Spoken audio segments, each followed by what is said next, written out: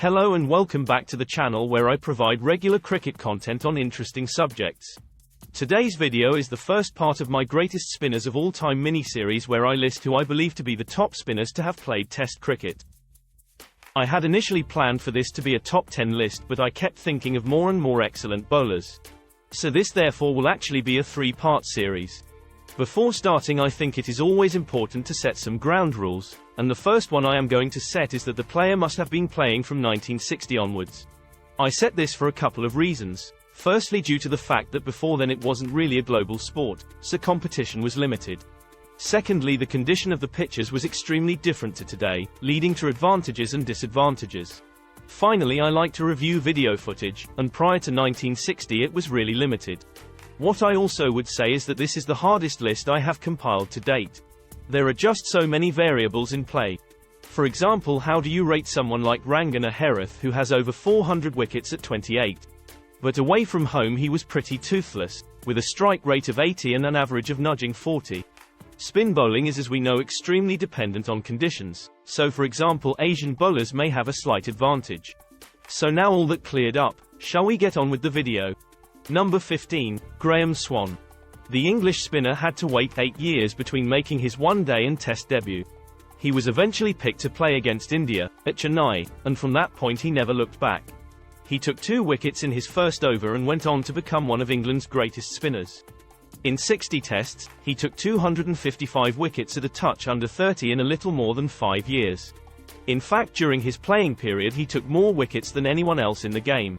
Dale Steyn, by example, took 205 wickets, Jimmy Anderson 232. He did not have the variation of some of the bowlers to follow, but he had cunning, flight and turn. He was also helped by a growing use of technology which made it more likely that umpires would uphold LBW appeals. His peak was probably the home series against Pakistan in 2010, where he took 22 wickets at an incredible average of 12 runs a wicket. Swann would ultimately prove himself to be a match winner time and time again for England, and deserves his spot at number 15 in this list. Number 14, Shaheen Mushtaq. Our first entry from Pakistan is something of a visionary, as he is widely credited with inventing the doosra. This is a delivery, for those unaware, that spins away from the right-hander, even though it is delivered with an off-spinner's action. Mushtaq had a fast, short-stepping action with a halting delivery, and could either bowl flighted deliveries or really push it through. His finest moment arguably came in a test match, at Chennai in 1998-99, when his 10 for allowed Pakistan to sneak nerve-tingling 12-run win against India. Although he arguably had more success in the one-day game, he still took 208 test match wickets at an average of 29.8. Crucially for me, he was also just as potent away from home as he was in Pakistan, actually taking more wickets overseas. Mushtaq wasn't everyone's favourite bowler. Some used to believe that his action pushed the boundaries of the laws of the game. But for his innovation and success all around the world, he is my number 14. Number 13, Stuart McGill. McGill was a really exciting player to watch, with a huge spinning leg break and majestic googly. He had the best strike rate and possibly worst luck of any modern spin bowler. His misfortune was of course to play alongside Shane Warne, in an age when Australia were resistant in fielding 2 wrist spinners at once. That resistance was not just a shame for McGill, it was a shame for the cricket fans around the world. McGill was fabulous to watch, turning the ball possibly more than any bowler in history. I am a die-hard Shane Warne fan, but there were moments in their careers when I thought McGill was the more dangerous bowler. He didn't have the control of Warne or perhaps the drift, but in terms of bowling snorting leg breaks, he was right up there with the other Aussie great. He snatched 53 wickets in 11 tests during Warne's 12-month drugs ban in 2003-04, yet was unfairly criticised for bowling too many boundary balls. Overall he took 208 wickets in just 44 matches at an average of 29. As mentioned earlier, he had a stunning strike rate for a spin bowler of 54. He may have been higher in my list if he had have performed better in India and Sri Lanka, where his record was poor. But that aside, for his wicket-taking ability and huge spinning leg breaks, McGill is my number 13. Number 12, Rangana Herath. As mentioned in my prelude, I have really struggled in terms of where I should place the Sri Lankan spinner. On one hand, due to the sheer weight of wickets he took, and his average at home of 23, you can't argue against him being in the top 10.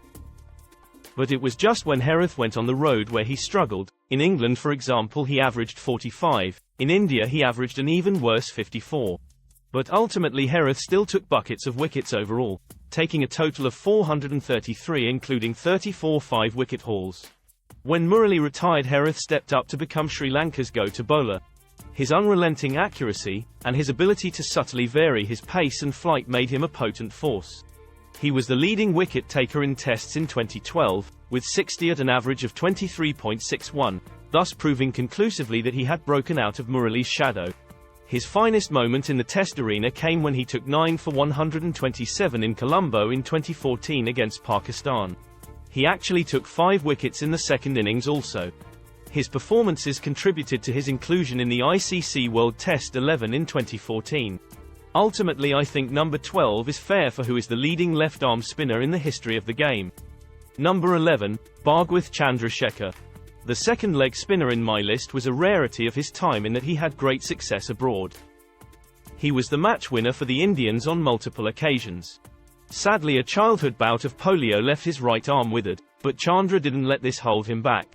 He utilized a long, bouncing run-up, then would deliver a variety of balls at a fast pace for a spinner. He could spin his googlies sharply and also had a good stop leg spinner, delivered with a whipping action. In 2002 he won Wisden's award for Best Bowling Performance of the Century, for India, for his 6 wickets for 38 runs against England at the Oval in 1971. Wisden noted that he was wonderfully accurate for a bowler of his type, and his extra pace made him a formidable proposition, even on the sluggish oval pitch. Over the course of his career he took 242 wickets at 29.7. Chandrasekhar has a curious accolade of having taken more Test wickets than he scored runs, but we won't hold that against him. Perhaps position 11 in my list is a fitting coincidence. So that concludes the first of this 3-part series. I will be moving into the top 10 for my next video. If anyone gets my top 10 right in the comments, you will get a shout out in the final video. You don't have to get them in order, that would be too difficult, but the first person to get the top 10, I'll praise you accordingly. I promise you though, it's hard to whittle away all of the great spinners the game has seen. Thank you all so much for watching.